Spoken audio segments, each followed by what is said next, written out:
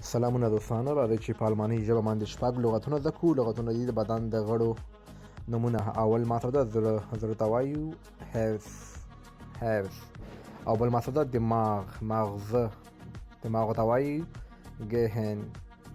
ګهن. بل ماته ده سږو ته وایو لونګه، او بل لغت ده لاسونه ته وایو هند.